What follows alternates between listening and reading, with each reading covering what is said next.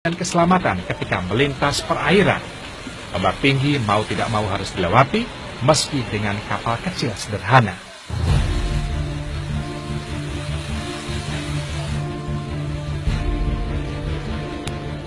Sepanjang perjalanan menuju Tawau, rombongan TKI sempat dihadang polisi Malaysia. Namun kapal ini selalu lolos dari pemeriksaan.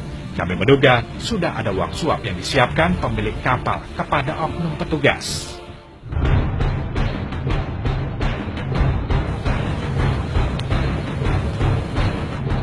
Sepanjang perjalanan, penumpang kapal diwajibkan menunduk, terutama ketika memasuki perairan Malaysia.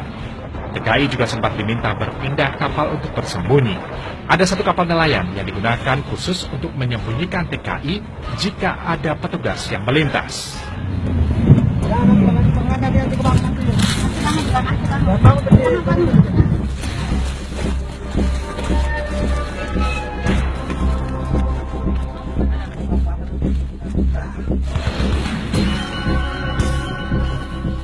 Ketika memasuki kapal nelayan untuk bersembunyi, kami bertemu banyak TKI ilegal lain yang sudah terlebih dahulu tiba.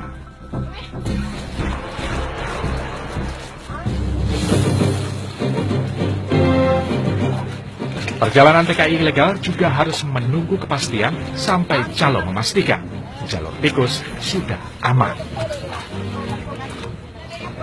Setelah dirasakan aman, barulah satu persatu TKI berpindah perahu menuju kawasan Batu di Tawau, Malaysia. Ada semua polisi di situ, kau. Ada saya semua di situ. Kau lihat tak? Pemindahan TKI sengaja dilakukan per kelompok oleh pengurus atau calo yang membawa. Orang Jamal keberapa sini? Hei, orang siapa ini? Jamal. Sebelum berpindah dari kapal penampungan ke perahu, TKI harus membayar terlebih dahulu. Kenapa? Lolos dari persembunyian, masih ada satu kali lagi pemeriksaan.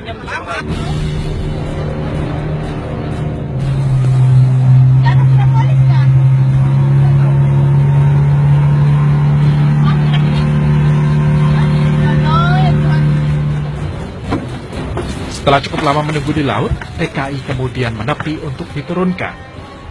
Salah satu mantan calon TKI yang kami temui menyebut daerah Batu Tawau adalah tempat teramai TKI ilegal. Setidaknya puluhan bahkan ratusan TKI ilegal setiap harinya mendarat di lokasi ini. Di sinilah yang paling basah. Di sini negara dibilang malam kah, subuh kah, di sinilah paling tempatnya.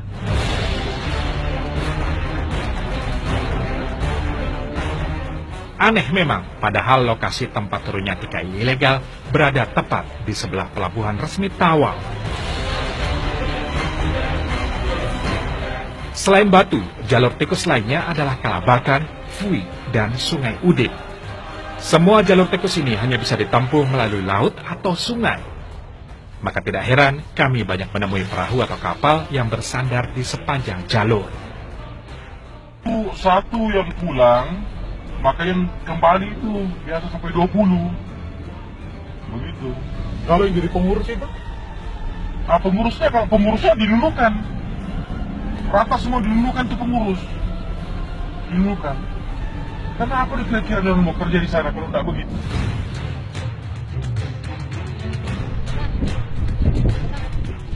Jalur tikus memang menumbuhkan bisnis baru penyaluran TKI. Adalah TKI ilegal yang kerap menggunakan jasa calo untuk sampai ke Malaysia tanpa menggunakan surat-surat. Kan ikut pengurus di ini di Kalimantan itu di Nunukan kita ikut pengurus, bayar pengurusnya lah. Sampai di tujuan kita biasa bayar itu 500-an ringgit begitu sampai di tempat kerja. Siapa-siapa yang ambil itu TKI, siapa yang kasih keluar itu TKI dari sini, maka dia juga yang nanti yang jemput nanti, yang kasih masuk nanti. TKI yang sudah melewati Nunukan dan jalur tikus di Sebatik sebagian besar memang berasal dari Indonesia bagian timur. Padahal uang yang harus dibayar untuk sampai ke Malaysia tidaklah kecil. Jika dirupiahkan, satu orang TKI harus membayar hingga 5 juta rupiah. Kalau tidak punya paspor itu kan, walaupun ditangkap nantinya bisa bisa masuk lagi. Gampang lah masuknya ke sana.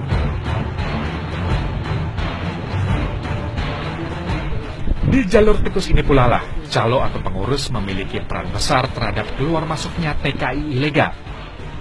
Pengurus kerap memberi jalan hingga menjadi pelindung TKI. Kan masih tanggung jawabnya pengurus. Kalau waktunya itu saya ditangkap di Tawau, di Batu. Saya ditangkap, tapi pengurus yang keluarin.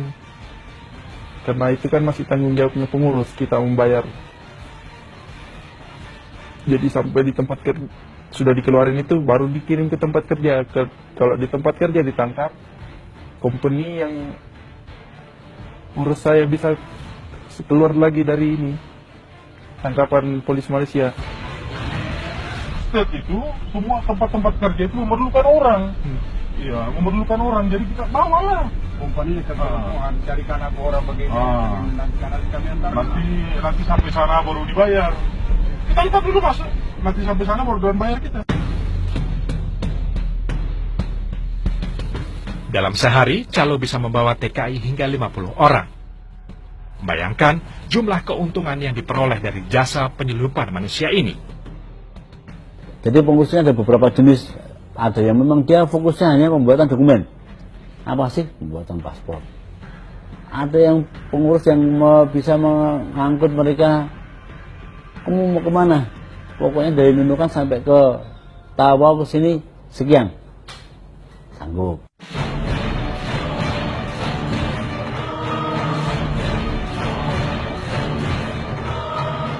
Deportasi menjadi kata yang tidak asing ketika membahas TKI ilegal. Ribuan TKI ilegal dideportasi dari Malaysia setiap tahun. Menurut data BP3 TKI Nunukan, dalam 5 tahun terakhir, terdapat sedikitnya puluhan ribu TKI yang dideportasi. Di tahun 2012, 3.000 lebih TKI dipulangkan karena tertangkap imigrasi Malaysia. Puncaknya di tahun 2015, lebih dari 6.000 TKI yang harus dideportasi. Sementara di sepanjang tahun 2016, sedikitnya 855 TKI dideportasi. Itu kami akui. Deportasi datang sore, besok pagi sudah berangkat lagi. Bahkan duluan deportannya daripada pengantarnya. Memang. Namun bukan berarti kami pemerintah melakukan pembiaran.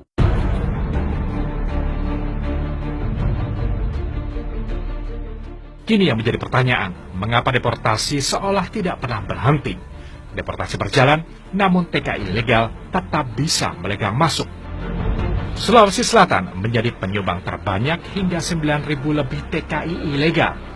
Sementara Nusa Tenggara Timur turut menyumbang angka TKI ilegal mencapai 2.000 lebih. 100% sebenarnya TKI itu dari luar daerah. Karena yang kita tahu itu sumbernya itu sebagian besar dari NTT, NTB, Sulawesi Selatan, dari Jawa Timur yang lewat daerah sini ya. Karena kalau penduduk asli sini jarang menjadi TKI. Tetapi sampai sekarang ini, alhamdulillah Parepare itu tidak pernah mengirim TKI. Khusus warganya tidak ada yang ke luar negeri untuk mencari pekerjaan. Sekarang ini TKI itu bisa diproses di mana-mana untuk masuk ke Tawau, ada yang diproseskan di daerah asalnya. Nah, kita sulit memantau berapa jumlah orang yang sebenarnya ke Malaysia ini menjadi TKI atau berapa yang sebenarnya hanya kunjungan kekeluargaan aja. Ini yang kadang-kadang sulit bagi kita karena data yang betul-betul fix di Nunukan itu tidak ada.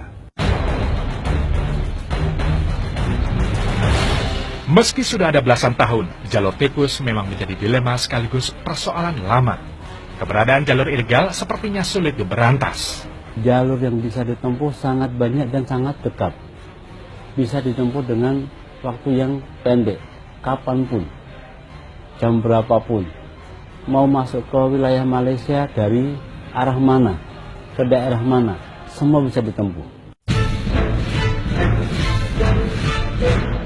Sulitnya menutup jalur tikus juga ditengarai karena adanya putaran uang yang sangat besar sekaligus melibatkan banyak orang.